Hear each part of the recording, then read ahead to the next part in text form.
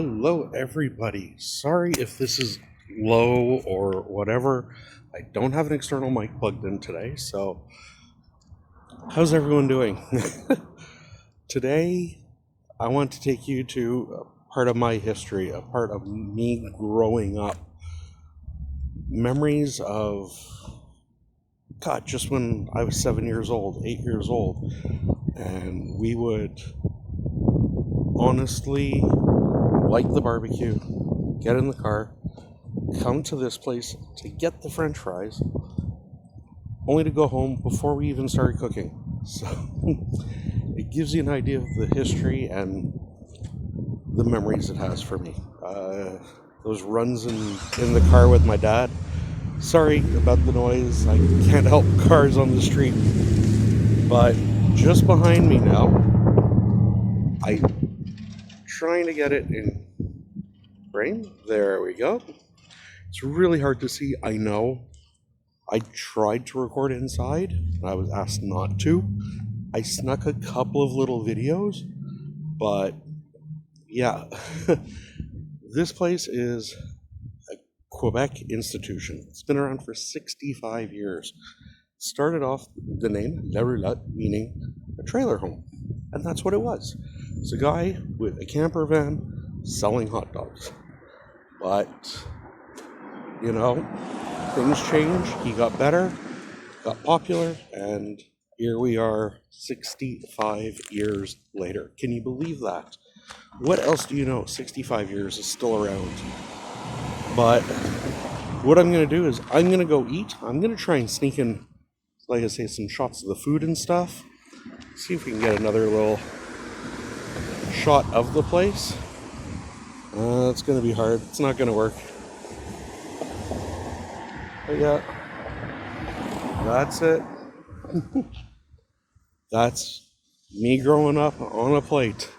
So hopefully, like I said, we'll get some pictures in, and if not, we'll sneak something in for sure. And then once all that's done and I get home, we'll record just a little ending to this, and then we'll take it from there. See y'all in a bit.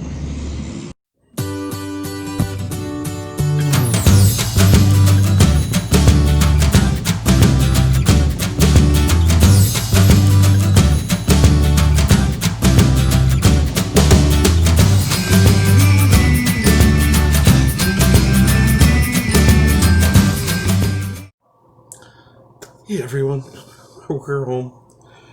I had to take a break and a rest after all that food. I was so full between the two Steamies, that huge Poutine, and, well, you saw that other one that was covered with the meat sauce. That's what we call a Michigan. And that's also a steamed hot dog, but with that gorgeous meat sauce on top. And so, yeah, I was stuffed after eating all that. So I came home, I washed up, we changed, new shirt, no flour on me now. But that is La Roulette. That is a Quebec poutine. So that is what makes excuse me. That's part of Quebec's history, that's part of our heritage, that's part of what I grew up with. And I know they've started serving poutines everywhere these days, but they are there's I've had them in the States, I've had them around the world, and they aren't the same. And I don't know what it is. Part of it, I'm sure, is the cheese. Part of it is the gravy. You know, I remember someone once said, for it to be a proper poutine, a real poutine, the fries have to be hand cut. They have to be crispy on the outside and soft on the inside. The gravy has to be a brown gravy. It could be a brown chicken gravy, a brown beef gravy, but it's got to be a brown gravy. And the cheese curds have to squeak when you bite them. And that's something no camera will ever pick up. I'm not going to put the camera next to my mouth so you can hear it. But those cheese curds actually do squeak when you bite them, and it's the weirdest thing. But that's Quebec. That's part of Quebec history. That's part of Quebec on a plate. And that's a place I've been going to. Like I said at the start, I remember my dad saying we're going to barbecue, we're going to make hamburgers, or even just hot dogs, whatever. But we had to get their French fries. So it was getting in the car, driving over there as the barbecue heated up. Because there was no propane barbecues, then it was charcoal barbecues, real barbecuing.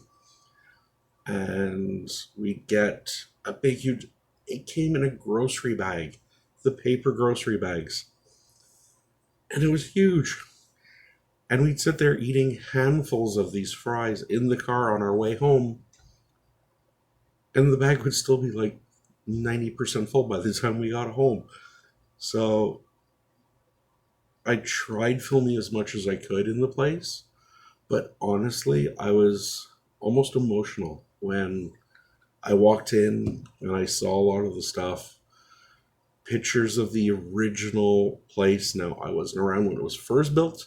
I'm not that old, but I remember like when they included the front room, and all it was a like a wooden box with a wall missing between him and between his camper and the restaurant. And in winter, if you ate inside, snow would come into the restaurant because there was a gap between his place and the dining room that he built.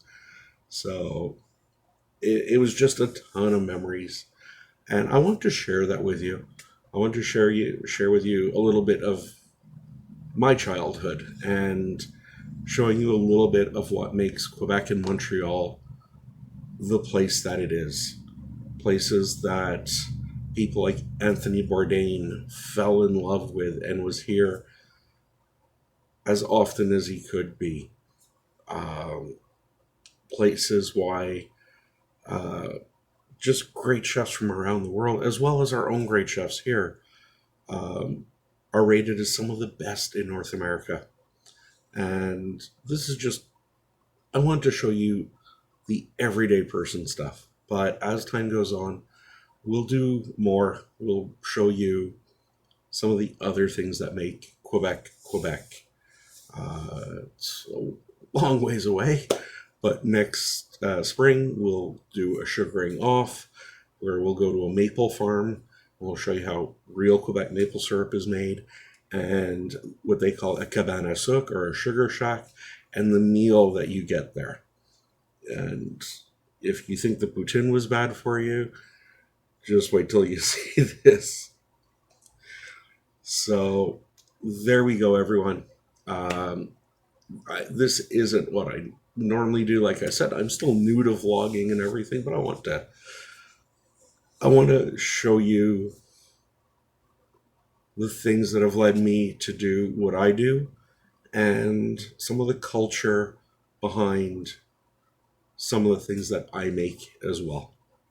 So until next time, thank you ever so much for putting up with clips from all over the place today and what I'm sure is to be some pretty bad editing, but it's all in the sake of fun and hopefully just sharing a bit more with everyone. So until next time, I am Andrew. I am the 5 p.m. chef. And until we meet again, bye everyone.